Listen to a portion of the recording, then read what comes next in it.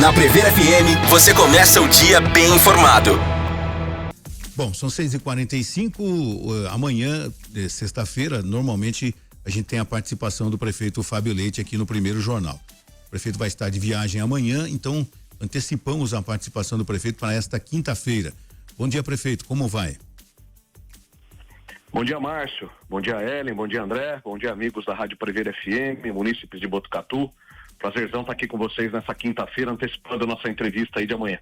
Prefeito, a gente comentava aqui há minutos atrás a respeito das chuvas, né? Daqui a pouquinho pode ser que tenhamos chuvas novamente em Botucatu e a Floriano Peixoto ainda, entre aspas, não foi testada ainda com uma chuva para sabermos depois dessa revitalização, hein, prefeito? Nós tivemos algumas ocorrências, né, Márcio? Há mais ou menos 15 ou 20 dias, eu não me recordo, de uma chuva um pouco mais intensa na madrugada. E agora, recentemente, 2 ou 3 dias, eu tive em quase todos eles, pessoalmente lá na Floriano, acompanhando, né, a drenagem que foi feita. Graças a Deus, até esse momento, tudo absolutamente sob controle. Inclusive, na última que eu estive, deve ter 2, 3 dias, eu não me recordo o dia exato da chuva.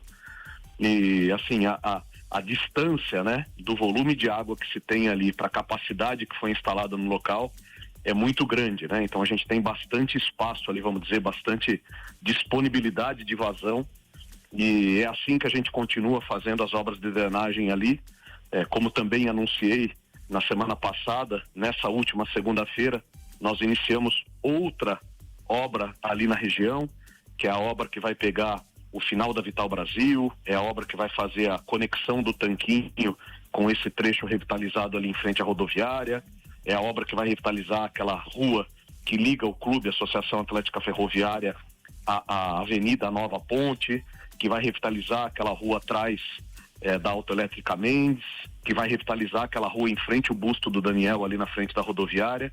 Então, essa obra também começou na segunda-feira, mais uma contribuição de drenagem ali na região, especialmente ali daquele entroncamento do Tanquinho, e assim a gente segue na sequência. A gente já está subindo os pacotes de documentação para a Caixa Econômica Federal. A gente vem com as obras do PAC, 90 milhões de reais vai ser o pacote que a gente vai fazer de licitação, que também tratará essas questões de drenagem na nossa cidade, e aí a gente muda de fato de patamar e passa a ter mais segurança hídrica, vamos chamar assim, nesses momentos de chuva, nesses momentos de maiores intempéries, Márcio. O prefeito, você falou a respeito da estação rodoviária, né? Existe alguma coisa já programada, terminada todas essas obras ali na Vital Brasil, no entorno da rodoviária, próximo à Associação Atlética Ferroviária também, da estação rodoviária, principalmente na questão de segurança? Eu me lembro que o ano passado, ou 2024, à noite, eu fui buscar um parente que chegava de ônibus de São Paulo, realmente bem isolada estava a rodoviária. Nós não tínhamos a guarda municipal, nós não tínhamos nenhuma viatura e nesse momento não tinha nem motorista de táxi ali. Existe alguma programação para a rodoviária, prefeito? Sim, Márcio, existem 2 ações que estão sendo feitas pela prefeitura, uma mais imediata, vamos chamar assim, ou mais imediatista, que com essas revitalizações desses trechos, né, de ruas que eu falei, e ali na rodoviária você tem toda a recuperação asfáltica, toda a questão do paisagismo, da iluminação, então a gente muda também essa configuração, vamos dizer, mais depreciada ali daquela região. Então, porque toda essa área, não só a rodoviária, mas toda a área ao redor, está sendo com essas obras revitalizadas, enfim, então a gente já tem essa primeira intervenção. Mas a segunda e mais definitiva, vocês vão ver que em poucos dias, e a gente com certeza vai repercutir isso nos microfones da Prever FM, nós estamos abrindo também uma concessão, uma parceria público-privada, cuja primeira etapa é o que a gente fala da manifestação de interesse, para daí a gente estudar de fato, através de uma concessão, de uma nova concessão, a retirada da rodoviária desse local, transferindo a rodoviária para um eixo, vamos dizer, mais fora do centro da cidade, numa região mais próxima ou nas próprias rodovias que circulam Botucatu. Então a gente inicia esse processo ainda nesse mês de fevereiro, eu acredito, com a publicação dessa manifestação de interesse. Essa é a primeira etapa, é aquela etapa que a gente já venceu, inclusive na iluminação, e podemos falar dela.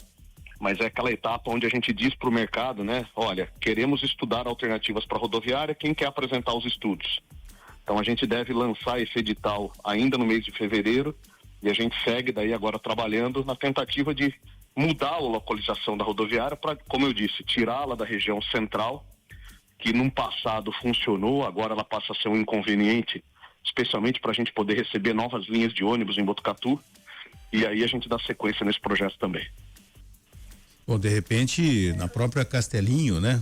Talvez seja uma das soluções e uma das opções, a princípio, não, André? Essa discussão da rodoviária já é bastante antiga, né? É interessante a gente saber que tem agora algo para avançar nesse sentido, e a questão sempre a rodoviária numa cidade ela é central para que todas as pessoas tenham acesso, mas ela passa a ser, em algum momento depois da ampliação da cidade, fica fora de eixo, atrapalha o trânsito, apesar de que Botucatu, a Vital Brasil, ela dá um acesso legal aos ônibus, mas realmente é uma questão polêmica.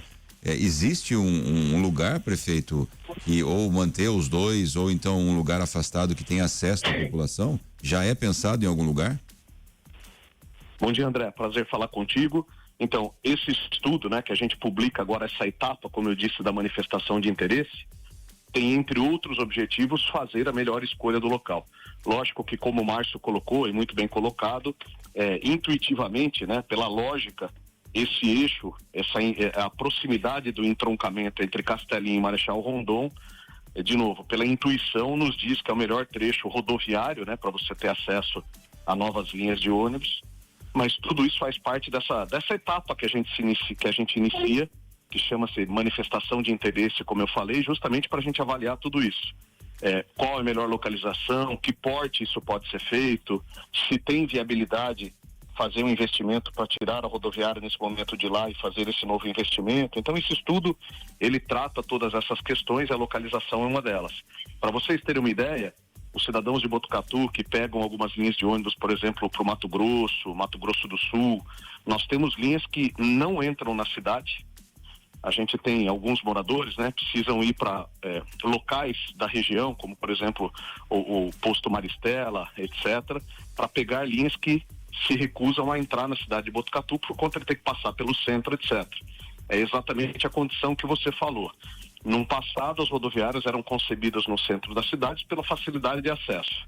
Mas agora, dada a logística dos ônibus, até o tamanho dos ônibus, né, o porte dos ônibus, essa condição tem se modificado e dentro dessa nova configuração, por óbvio que além da escolha do local para as linhas de ônibus, você tem que facilitar o acesso da população com linhas de transporte coletivo, com veículos de aplicativo, com táxis, como o próprio Márcio falou. Enfim, tudo isso faz parte desse estudo que a gente começa agora em fevereiro, a gente abre para o mercado para a gente avaliar se tem viabilidade ou não a gente mexer na rodoviária.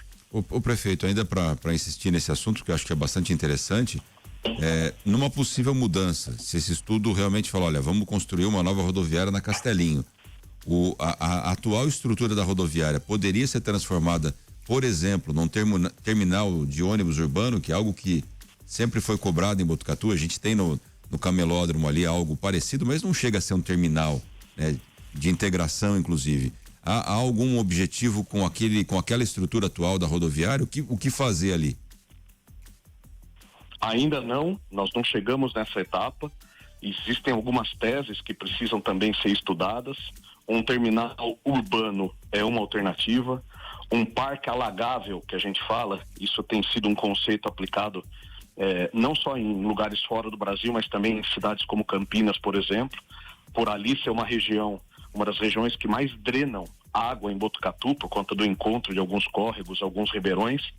Também existe a possibilidade de ser um parque alagável, que seria um grande pulmão, né? Quando você tem períodos de chuva, ele alaga, quando você tem períodos de seca, ele se transforma num parque. Mas tudo isso ainda muito precoce, muito em tese ainda. De fato, a primeira etapa do estudo é a rodoviária que hoje está no centro de Botucatu, proximidade da Vital Brasil. Haveria logisticamente um outro local mais interessante, combinando a logística dos ônibus e o acesso da população? Essa é a primeira pergunta que tem que ser respondida. A segunda é, em havendo, qual a viabilidade econômica, financeira, jurídica, de disponibilidade diária para que isso aconteça? E aí, na sequência, em dando certo um projeto como esse, o que se faz com as atuais instalações. Coloca-se um equipamento público, algum tipo de secretaria, algum tipo de serviço público municipal, coloca-se um terminal urbano, como você comentou, não, faz-se um parque para contribuir na questão das chuvas. Então tudo isso tem que ser avaliado. O que a gente faz é dar primeiro passo, o primeiro pontapé, para olhar de fato tecnicamente essa questão, para ver se tem ou não viabilidade, e entendo dar sequência no projeto, e não tendo, a gente virar essa página dessas discussões. Bom, vamos aguardar então o desenrolar dos acontecimentos. Prefeito, uma situação que não só Botucatu, mas a maioria das prefeituras do Brasil, governos de estado e até o governo federal deve estar enfrentando ou vai enfrentar, é com relação ao pagamento retroativo de vantagens funcionais que foram suspensas durante a pandemia. Como é que está essa situação aqui na cidade de Botucatu? A gente sabe que já houve por parte do Sindicato dos Funcionários Públicos Municipais um requerimento protocolado em caráter de urgência junto ao Executivo. Como é que está essa situação aqui em Botucatu, prefeito? Márcio, nós temos dois assuntos em função de recentes decisões judiciais ou do próprio governo federal. Um é esse tema relacionado à remuneração de profissionais no período da pandemia, que o mercado, as pessoas estão falando do descongelamento, é um termo popular que está sendo aplicado para essa questão. E um outro tema é a questão do piso, da definição de um piso pelo governo federal para a função relacionada às atendentes de creche ou as funções relacionadas ao atendimento da educação infantil. Para esses ambos assuntos, nós recebemos de fato uma solicitação do sindicato, uma solicitação simples, sem nenhum tipo de proposição de alternativa, mas a prefeitura, através da Procuradoria Municipal e da Secretaria de Administração, já está debruçada nesses dois temas. O tema das atendentes de creche, do piso desse perfil de funcionalismo, é o que está mais avançado. A nossa programação é que esse assunto seja tratado, ou seja finalizado, vamos dizer, nos próximos dias. Estive com alguns vereadores nessa semana, porque a lei federal ela determina que qualquer alteração que o município venha a fazer, que isso represente um projeto de lei. Então estive com alguns vereadores, a gente está trabalhando com a possibilidade de já na primeira sessão da Câmara, agora em fevereiro, os vereadores retomam do recesso na primeira segunda-feira de fevereiro, a nossa ideia é que esse tema já seja apreciado. Então, esse relacionado aos atendentes de creche. Em relação ao descongelamento, como eu falei, ou dessa questão da remuneração de algumas atividades durante o período da pandemia, esse é um tema também sendo tratado pela Procuradoria Municipal e pela Secretaria de Administração. A dificuldade nesse tema é o que os juristas, enfim, os advogados chamam da modulação. Existem algumas dúvidas ainda em relação à forma como essa decisão foi tomada no Brasil, em termos de como se aplica o período de retroação, enfim, tem uma série de questões técnicas que ainda não foram, vamos dizer, formalmente ou objetivamente definidas. Então a gente trata isso, inclusive com o apoio da própria CNM, que é a Confederação Nacional dos Municípios, para ver como que essa modulação deve acontecer, e aí na mesma forma, na mesma sequência, isso vira um projeto de lei e a gente manda para a Câmara Municipal. De qualquer forma, o que eu tenho falado para as pessoas que me procuram sobre esse tema, tanto da questão da educação infantil, das atendentes de creche, quanto do descongelamento, que fiquem tranquilas, porque os efeitos serão respeitados. Então, se pela legislação esses efeitos têm que ser a partir, por exemplo, de 1º de janeiro, a gente, quando mandar o projeto de lei, faz essa organização para que os efeitos sejam retroativos a 1º de janeiro. É só um exemplo, tá, Márcio? Uhum. Então, as pessoas podem ficar absolutamente descansadas, porque o período, vamos dizer, que será abarcado, que será englobado em cada um desses projetos, não haverá prejuízo para o funcionalismo público. A gente retroage os efeitos e aplica eles de forma retroativa. Mas é assim que a gente trabalha, Procuradoria Municipal e Secretaria de Administração, fazendo essas análises de como isso se transforma numa lei municipal para que a gente possa fazer a aplicação em cada um dos casos. Márcio. Prefeito, nesse caso, já foi mensurado o impacto financeiro que haverá na questão principalmente do retroativo, até porque o orçamento é votado sempre no ano anterior, a Prefeitura, juntamente com a Câmara de Vereadores, programa tudo que vai ser gasto no ano, e esse é um gasto a mais que não estava previsto. Isso já foi pelo menos mensurado, prefeito? Ainda não, André, justamente por conta dessa definição sobre a modulação que eu comentei. Então, o Márcio, na pergunta dele, né, falando do descongelamento, que são aquelas atividades que durante a pandemia fariam jus à remuneração e na ocasião não tiveram, o que se trabalha agora junto a órgãos federais, junto à própria CNM, como eu falei, quais os efeitos dessa retroação. Elas valem desde o início da pandemia, elas valem por o período pós-aprovação, então existe essa discussão. E quando essa discussão for superada no âmbito jurídico, vamos dizer assim, né, no âmbito do entendimento jurídico, aí os cálculos são feitos pela área de RH, mas, de novo, André, aproveitando o ensejo da sua pergunta, seja qual for o resultado, por ser uma força de lei, vamos dizer, uma decisão em âmbito nacional, o que nos cabe é fazer a análise do impacto orçamentário, esse é o termo correto que a gente usa, reorganizar o orçamento, encontrando fontes para que esses pagamentos sejam possíveis, sejam executados. E aí, no projeto de lei que se encaminha para a Câmara, além do regramento em si, a gente tem que mandar também esse ajuste orçamentário, essa organização orçamentária, para que o orçamento faça jus a essas despesas. Então, isso é muito comum para qualquer assunto que se tenha com impacto orçamentário não previsto, como você falou, né, um tema que surge ao longo do exercício.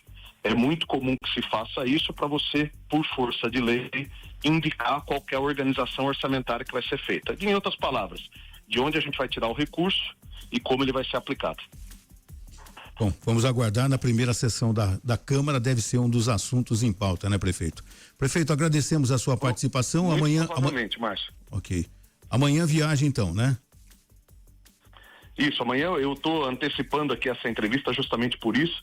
Uma semana que surgiram aí 2 viagens, a última segunda-feira, inclusive, a gente já repercutiu ontem, né, nos microfones da Prever, uma viagem que foi programada em São Paulo para compromissos do Palácio, e depois a grande notícia, né, aquela ida à Sabesp. Agora a gente segue também reorganizando a agenda aqui e vamos tocando as ações necessárias, Márcio. Ok, prefeito, mais uma vez muito obrigado, bom restinho de semana e até a semana que vem. Eu que agradeço, um ótimo dia para vocês, uma ótima sexta-feira. Márcio, André, Ellen, principalmente o nosso ouvinte da Prever, nosso cidadão de Botucatu. Tenham todos aí uma ótima sexta-feira, um abençoado final de semana. Fiquem todos com Deus, um abraço. Você ouviu Primeiro Jornal Prever FM.